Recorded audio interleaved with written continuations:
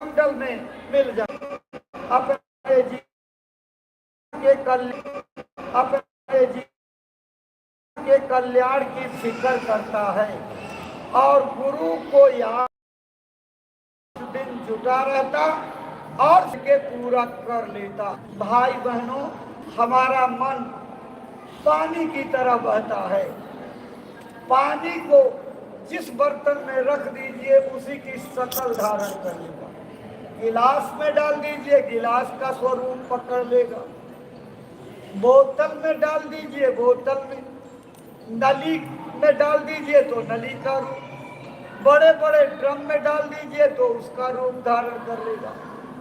वो सांचे में जाता है। इसी तरह से हमारा, अगर हम अपने मन को चीजों में, चिंतन में, सामानों में, खाने पीने में लगाएंगे, ये उन्हीं की शक्लें धारण कर लेगा।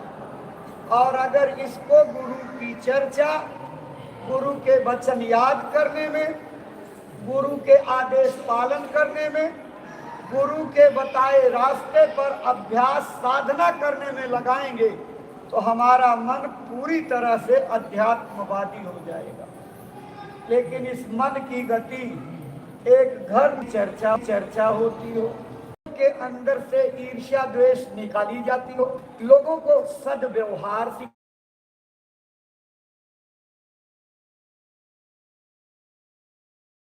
प्रेम प्यार के साथ रहने की जहाँ शिक्षा दी जाती है, उस वातावरण किसी की निंदा आलोचना नहीं।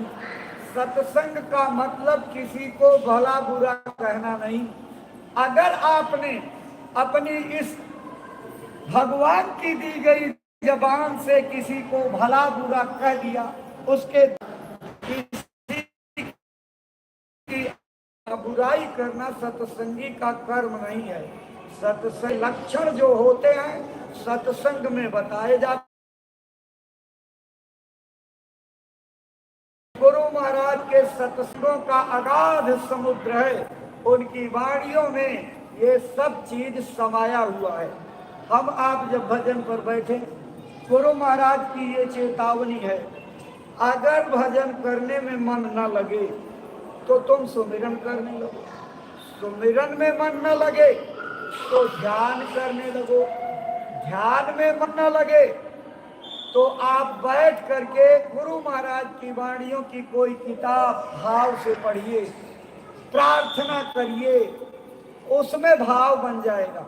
और प्रार्थना भाव बनाने के बाद जब भजन करोगे तो गुरु की दया हो जाएगी। ये मन भजन से भागता क्यों है? हमारे आपके ऊपर एक एक सांस पर कर्मों का कर्जा लगा हुआ है।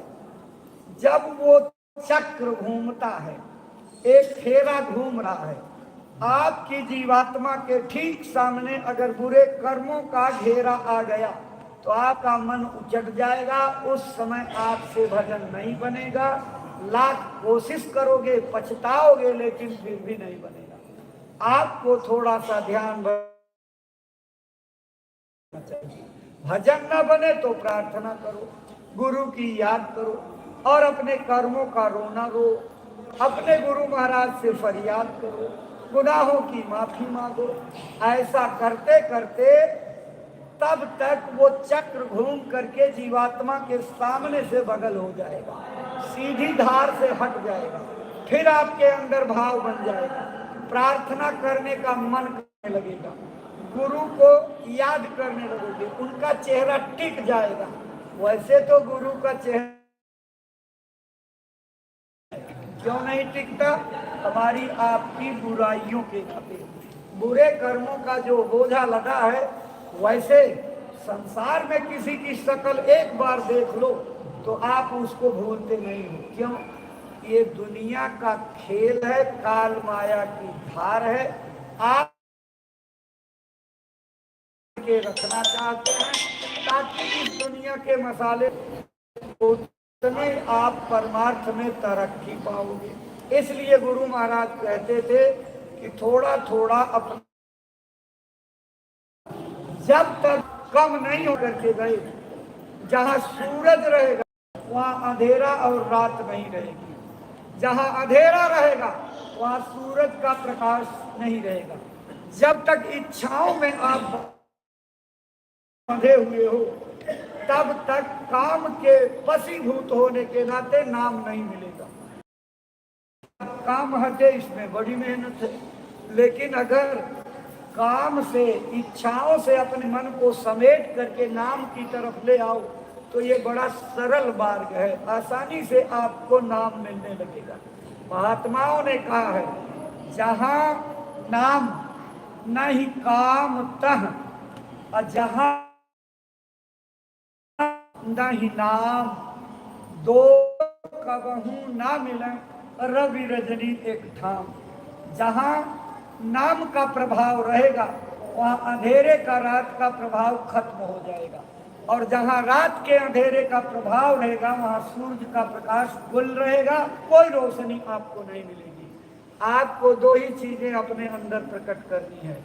दुनिया की सब चीजों को भूल जाइए, ध्यान में प्रकाश को प्रकट कर लीजिए, और भजन में शब्द पाँव मारते, मेहनत करते, रात दिन खटते, पसीना पसीना होते, जला डालते शरीर को। ये धन जो कमाते हैं ये दुनिया का धन है, मिट जाने का, ये किसी के काम नहीं आता। लेकिन भजन में जो धन आप कमा करके इकट्ठा करोगे, अंत समय में वही काम आएगा, वही आपका साथ देगा, वही आपकी जीवात्मा का कल्याण करेगा। ये बात जब पता लग गई है तो पता लग जाने के बाद उससे बड़ा मूर्ख और अज्ञानी कोई नहीं होगा जो अपने कल्याण का रास्ता मिलने के बाद भी जो है उस उद्योग को ना करे, उस जतन को ना करे। जिंदगी में हम मुसीबतों से बचने के लिए मेहनत करते हैं, लेकिन असली मुसीबत की जड़ कहाँ से पैदा होती है, ये किताबों में भक्तों ने खूब बयान कर रखा है।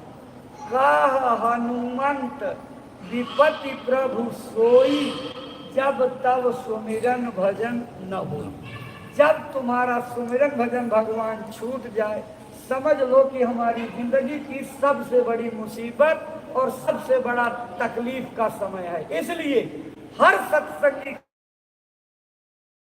को ये संकल्प लेना चाहिए कि भोजन का नागा भले हो जाएगा, लेकिन भजन का नागा हम नहीं करेंगे, चाहे जैसे भी बने।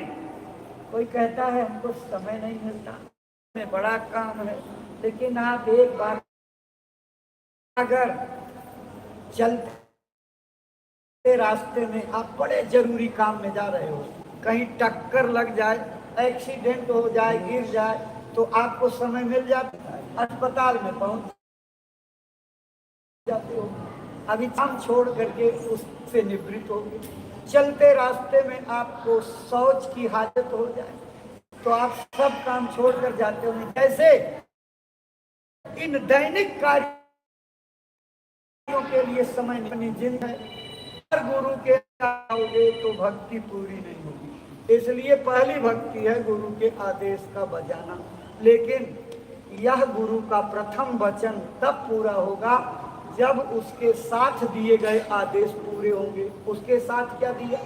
हर नामदानी को नामदान देने के पहले गुरु महाराज ये कहते थे, साधु बनने की जरूरत नहीं, घर द्वार छोड़ करके जंगल नहीं जाना, अपना काम पेट पालने के लिए, बच्चों को जिलाने खिलाने के लिए जो भी कर रहे हो उसको मेहनत, ईमानदारी, सच्चाई से करना। ये बहुत बड़ी बात है। अगर आपने अपने जीवन में मेहनत, ईमानदारी, सच्चाई से काम करने लगे तो भजन बनने से कोई रोक नहीं सकता है। और अगर आपने अपने जीवन में बेईमानी, झूठ, रिश्वतखोरी, दगाबाजी, छल कपट, ये सब अभक्तों के लक्षण उतार लिए तो भक्त कभी नहीं बन सकते। इसलिए पहली कोशिश बननी है कि गुरु के भक्त बन जाए। कहलाने वाले तो बहुत भक्त हैं, सब लोग कहे जाते हैं तो जय गुरुदेव वाले जा रहे हैं, जहां सदरी पहन कर वाले जा रहे हैं। आपकी पहचान तो गुरु के भक्त के रूप में है, लेकिन अगर आप लोगों की भावना के अनुरूप अगर गलत काम करोगे तो दुनिया गुरु को अंगुली उठाएगी, आपके ऊपर अंगुली नहीं उठेगी। इसलिए स्वामी जी महाराज कह गए हैं, कोई ऐसा काम जिंदगी कलंक लगे, मेरा नाम बदनाम हो, हमारे आपका कोई वजूद नहीं। हम संसार की ऐसी महाशक्ति के साथ जुड़ गए हैं जिनका पूरे विश्व में नाम है। अगर हमारे आचरण में कमी, बोली बाणी में कमी, व्यवहार में कमी, हमारे लोक व्यवहार में कमी, तो इसका दोष गुरु महाराज हो जाए। इसलिए हर व्यक्ति को ये कोशिश करनी चाहिए कि निरंतर, यहाँ सब कमियों के भंडार हैं, कोई दूध का धोया नहीं है, एक न एक कमी सबके अंदर है।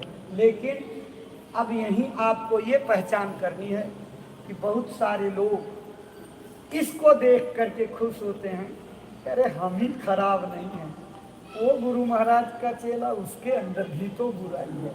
तो आपका आदर्श बुराई वाला नहीं है, आपके आदर्श गुरु महाराज हैं। इसीलिए मथुरा और चितौरा में गुरु महाराज ने मंदिर बनवाया। जब एक बार यहाँ दर्शन करने आओ, अपने सच्चे मन से एक बुराई को चढ़ा करके चले जाओ, और जिसको चढ़ाओ उसको ले करके मत जाना, नहीं वो बहुत भारी पड़ जाएगा।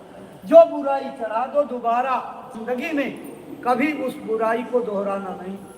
इसीलिए गुरु महाराज ने ये दोनों स्थान बनाए। लोग आते जाते रहेंगे, बुराइयां त्यागते रहेंगे, अच्छाइयों को ग्रहण करेंगे, और इनका जीवन निखर जाएगा, कामयाब हो जाएगा। किसी को परमार्थ की चिंता है ही नहीं है। कहने को हम सब जय गुरुदेव वाले हैं, लेकिन गुरु महाराज ने एक बार हंसते हुए कहा, बैठे थे तबसरा चल रहा था, मौज में आकर के कोई उसमें रहा होगा शिकार, इसलिए उन्होंने कहा कि तुम सब, मैंने तुम्हारे घरों में देखा, मेरी फोटो तो नीचे ताक पर रख देते हो, ऊपर तमाम देवी देवताओं का जखीरा लादे हुए हो ऊपर के ताक पर, तो तुम कितना देवो देव को मानते हो। पूजा यहाँ कभी भगवान की नहीं हुई, ना भगवान की पूजा होगी, ये बात जान लीजिए। जितनी भी पूजा इस धरती पर हो रही है, आने वाली शक्तियों की हो रही है, चाहे ब्रह्मा हो, चाहे मारा तो सब कुछ चक्र सुदर्शन ने, लेकिन इतिहास बन गया कि अर्जुन ने महाभारत को सर कर डाला। इसी तरह से जो भी महात्मा राम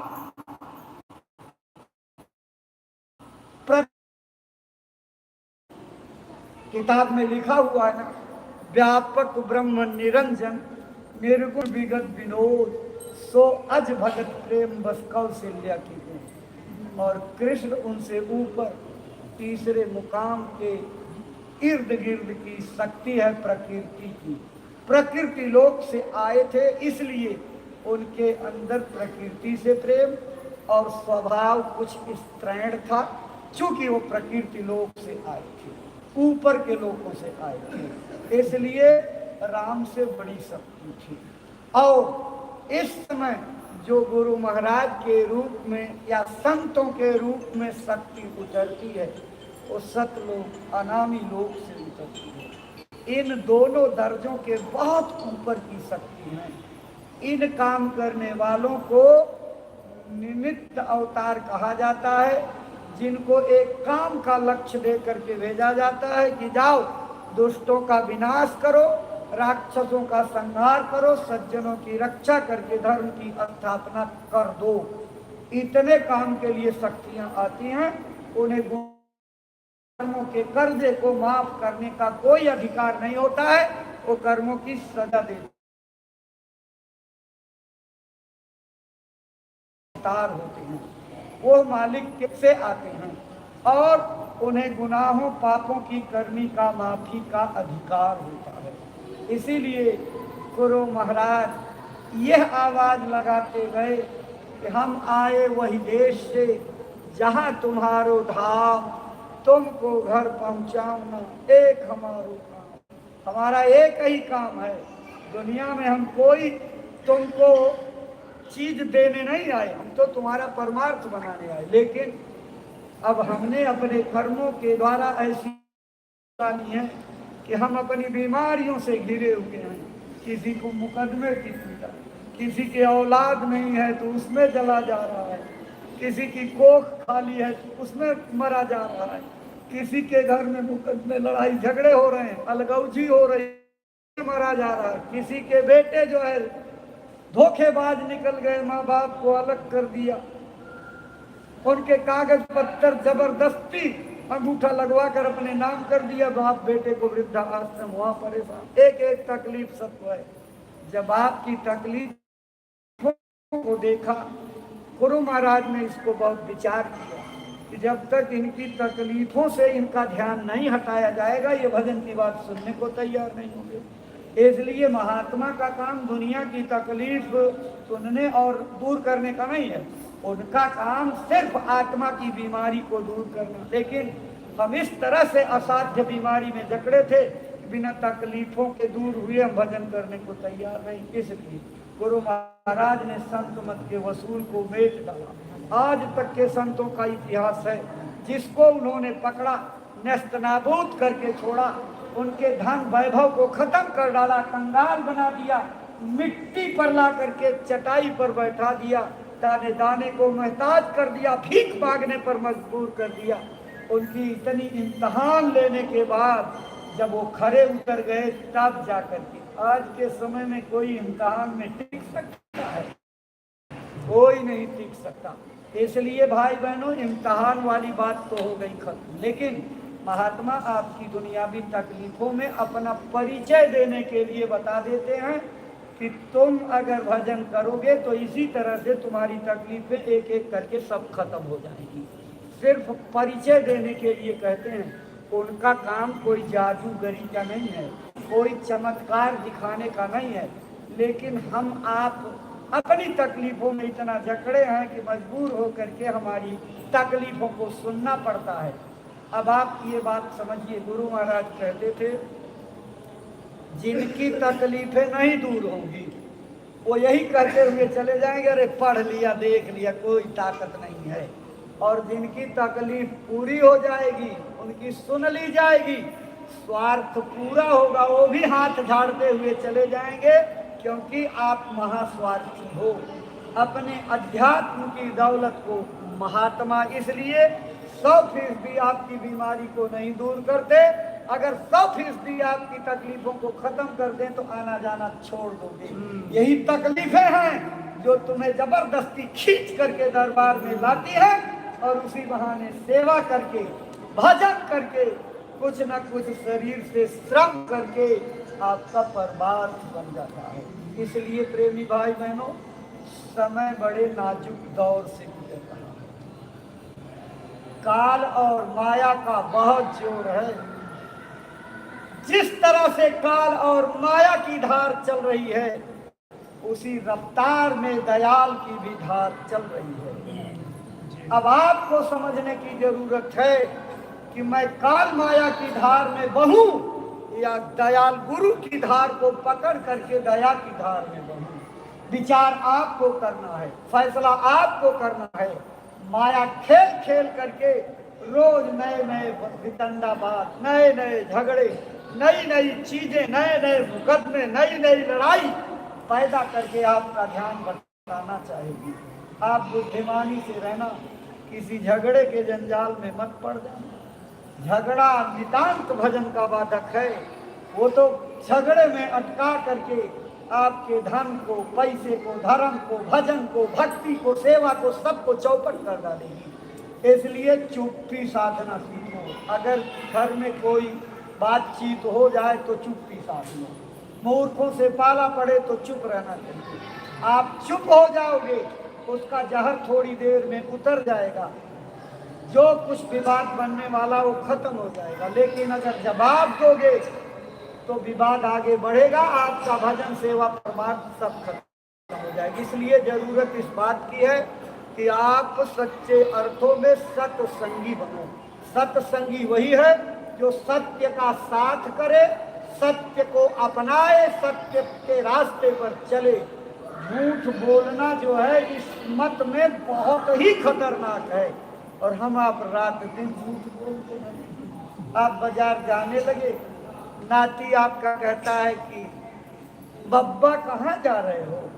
तो जा तो रहे हो बाजार, लेकिन झूठ बोल देते हो, अरे खेत जाकर अभी लौट आते हैं। तो ये मोबाइल की मशीन मिल गई, ये तो झूठ का बाप मिल गया जो है। अभी आपके जिले के अध्यक्ष पूछे रहे, बस बस बस 10 कदम रह गया, अभी हो लाहौर, लेकिन तब तक बोल जाओगे झूठ, ये झूठ का सरदार होगा। ये भजन का बहुत बड़ा बाधक है, भजन का बहुत बड़ा बाधक है। झूठ आपसे बोलवा करके भजन से दूर कर देगा। इसलिए सत्संगी भाई बहनों, आप अपने अपने घर में, गांव में भजन केंद्र बनवाओ। ज़्यादा से ज़्यादा समय गुरु महाराज की चर्चा में, गुरु महाराज की किताबों को पढ़ने में, उनके काम की चर्चा में बिताओ। और वो प्रार्थना याद करो, गुरुदेव तेरी चर्चा जब मुंह खुले तो निकले, तन धन जगत की चर्चा सब चित्त मन से दूरे।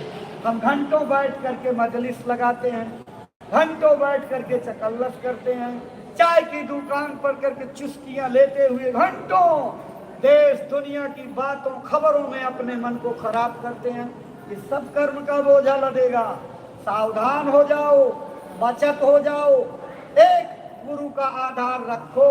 क्योंकि सूरदास जी महाराज ने कहा है कि सतयुग आने के पहले जो विपत्ति का पहाड़ टूटेगा, उसमें उनकी रक्षा होगी जो गुरु का ध्यान धरेगा।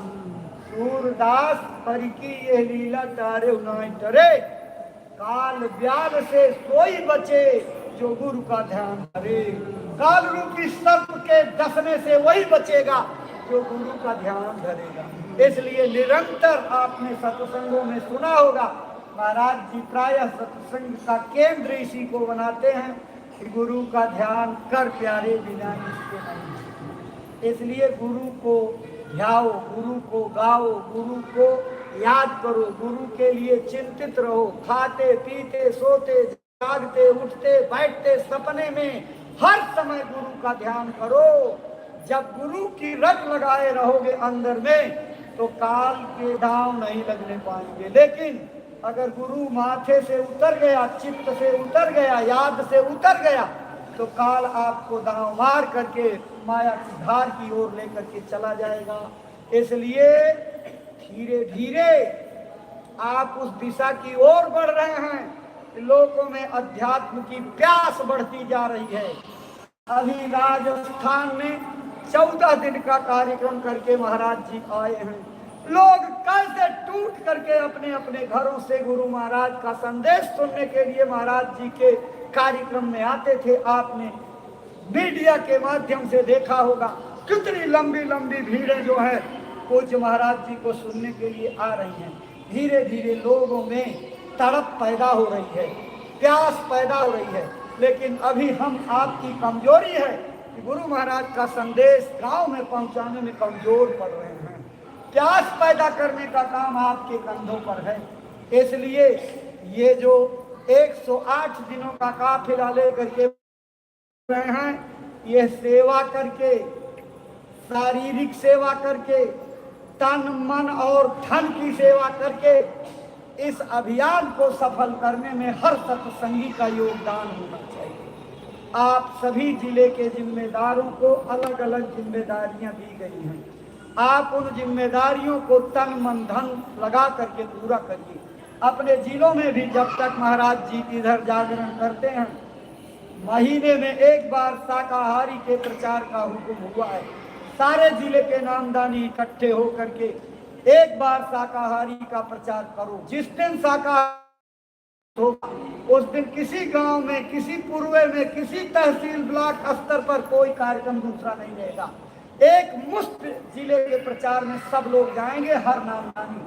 और जब आप जाएंगे तो 5 रोटियां अपने साथ ले जाएंगे। जब कहा जाएगा रोटी जमा कर दो, तो 5 रोटियां आप जमा कर दीजिए। बुद्धि की चालाकी मत करना कि अपने झोले में 5 रोटी रखेंगे, जब कहा जाएगा खा लो तो खा ले जाएंगे। आदेश का उल्लंघन हो जाएगा और जो दया रोटी पर गुरु की बरसने जा रही वो वंचित रह जाओगे। इसलिए निश्चिंत हो करके बिना किसी डर भय के आप सब रोटी जमा कर दीजिए।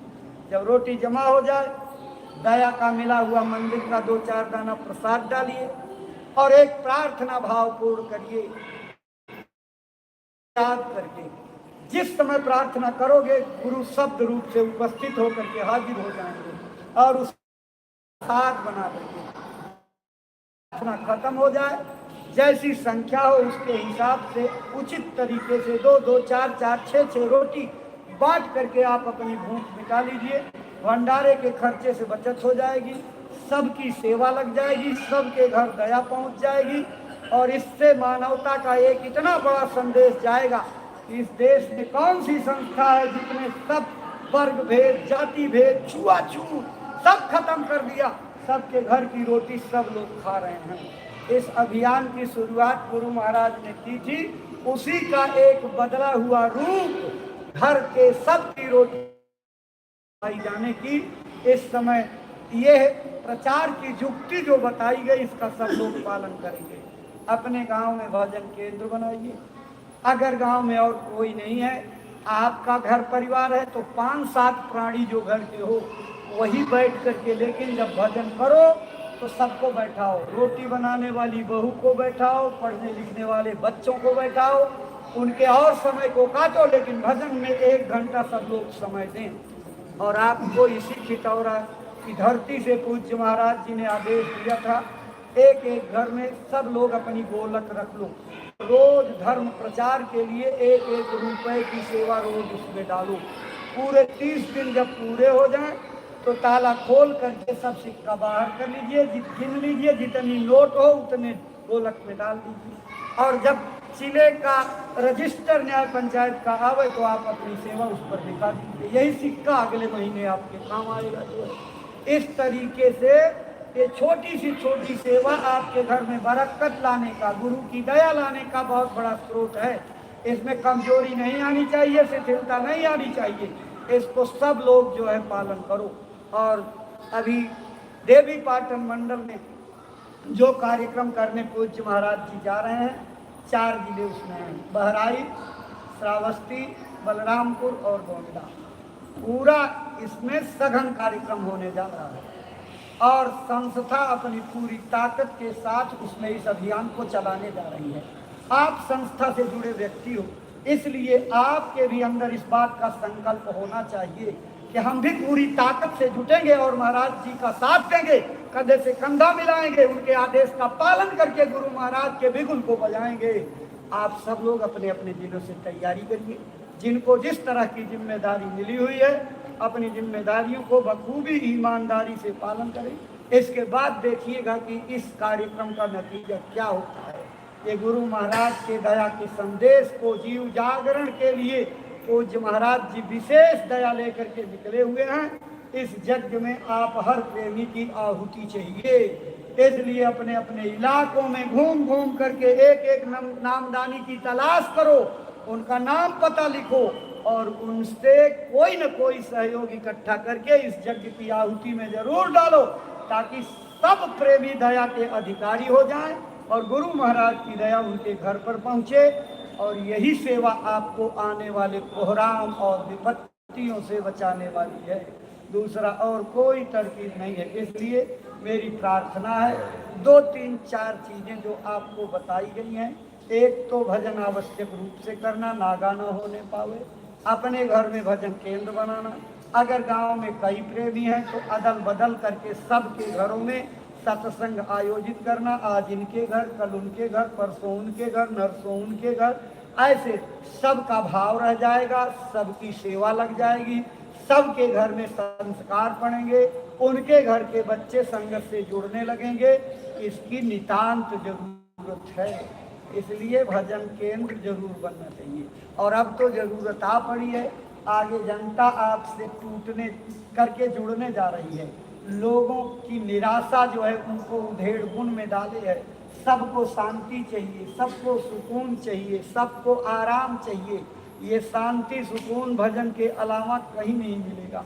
इसलिए गुरु दरबार की ओर ये जनता की भगदड़ मचने वाली है। और जब आपके गांव के लोग भगदड़ मचा करके आएंगे तो आपके पास जगह नहीं रहेगी, तो कहाँ बैठा करके भजन कराओगे। इसलिए अपने गांव में, अपने ब्लॉकों में हर सत्संगी इस बात की कोशिश करो कि सब लोग मिल करके, या किसी के पास अपना क्षमता हो अपनी जमीन में जगह दे करके आश्रम का निर्माण कराओ। याद रखना, ये दुनिया की दौलत सब तुम्हारी चली जाएगी, लेकिन गुरु महाराज के नाम पर जो आप जमीन दे करके भजन का केंद्र बनाओगे, जब तक मानवता का इतिहास रहेगा तब तक आपके घर पर गुरु की दया जो है आती रहेगी और आपके परिवार का कल्याण कई पीढ़ियों का होता रहेगा। इसलिए अपने अपने गांव में, ब्लॉकों में आप जतन करके एक एक भजन केंद्र बनाने के लिए भाव बनाइए, विचार बनाइए। बड़ा संकल्प रहेगा, बड़ी दया जुड़ जाएगी। छोटा संकल्प रहेगा, छोटी दया आएगी। ये आपके ऊपर है कि आप कितना बड़ा संकल्प बनाते हो और गुरु की दया कृपा को आप साथ लेकर के और इस दुनिया में एक इतिहास रच देते हो। जब आपके जागरण का संदेश पहुंचेगा, लोग आपकी वाणियों को सुन करके मुड़ जाएंगे, तो उसका कोई न कोई कटौती का अंश आपका भी कल्याण करेगा। इसलिए भाई बहनों, सेवा में हमेशा चौकन्ने रहो। जो सेवा मिले उसमें कोई बेईमानी ना हो, चांगर चोरी ना हो, और सारी चूक माफ हो जाएगी। लेकिन गुरु महाराज का वचन है कि सेवा की चोरी मंजूर नहीं होती है, सेवा की चोरी माफ नहीं होती है। सेवा उसी की मंजूर होती है जो भाव से करता है, उमंग से करता है, हौल दिली से करता है, समर्पण के भाव से करता है, गुरु का बंदा बन करके अपने परमार्थ और गुनाहों को जो है देख करके माफी के लिए करता है, उसी की सेवा मंजूर होती है। सेवा का कभी अहंकार नहीं बनना चाहिए, सेवा में कभी ये भाव नहीं बनना चाहिए कि हमने ये कर लिया। अगर भाव बना तो सारी सेवा चौपट हो जाएगी। केवल ये सौभाग्य समझिए कि मेरे शरीर से, मेरे तन से गुरु महाराज ने मेरी सांसों को सेवा में लगा करके मेरा कल्याण कर दिया। यही भाव पक्का बनाए रहोगे तो सच्चे बेटे बनने में देर नहीं। महापुरुष इंतजार करते हैं पूरी जिंदगी कि कोई एक मेरा सपूत बेटा बन जाए। एक सपूत बेटे के लिए तरसते हैं हम लोग। तो इतना लोग गुरु महाराज से जुड़े हुए हैं। अगर एक साधना में जुड़ जाए कि गुरु का सच्चा सपूत बनना है, सच्चा सत्संगी बनना है, सच्चा साधक बनना है, सच्चा आत्मज्ञानी और परमात्मदर्शी बनना है, तो कोई चीज दुर्लभ नहीं है। ठान लोगे तो हो जाएगा। और जब तक कतराते रहोगे, बचते रहोगे और टालते रहोगे, आज नहीं कल, कल नहीं परसों, आज और कल करते वर्षों बीत जाएंगे, फिर तब तक काल खड़ा हो जाएगा। इसलिए टालो मत, भजन को मत टालो। और काम सब टालते जाओ, कोई बात नहीं, लेकिन भजन तड़प और विरह से करो, रो करके पुकारो, मालिक का भाव प्रकट करो। 2-4 बूंद आंसू गिर जाए, गुरु से ऐसा प्रेम करो जैसे माँ अपने बेटे से करती है। देख रहे हो तमाम जो है आदमखोर जानवर माताओं के बच्चे उठा ले जा रहे हैं, हड़कंप मचा हुआ सारा प्रशासन, और जिन माताओं के बच्चों को खा लेता है कितना बिलखती हैं। आप देखिए उनके वीडियो, उनकी आंखों से आंसू की धार बहती है। माँ का प्यार बच्चे से होता है। इसी तरह से आप अपने गुरु से, कल्याणकारी से, अपने आत्मा का कल्याण करने वाले सतगुरु से प्रेम होना चाहिए। उनके आदेश पालन में हमेशा चिंतित रहना चाहिए, तभी हमारा आपका काम बनेगा, परमार्थ बनेगा। इसलिए अपनी बातों को यहीं विराम देते हैं। आप सब लोग दिए और महाराज जी का दर्शन प्राप्त किए, सबका आभार व्यक्त किया जाता है। सवेरे पूज्य महाराज जी जब निकलेंगे उस समय सब लोग एक लाइन लगाकर, दौड़ा धूपी मत किया करिए, धीरज रखिए, एक सत्संगी की तरह से रहिए, लाइन लगाकर एक तरफ से खड़े हो जाएंगे। महाराज जी बारी बारी से सबके पास मिलते हुए आगे बढ़ जाएंगे और बहुत बड़े अभियान में जा रहे हैं। सब लोग गुरु महाराज के मंदिर में अपने मालिक से ये फरियाद करिए, हे गुरु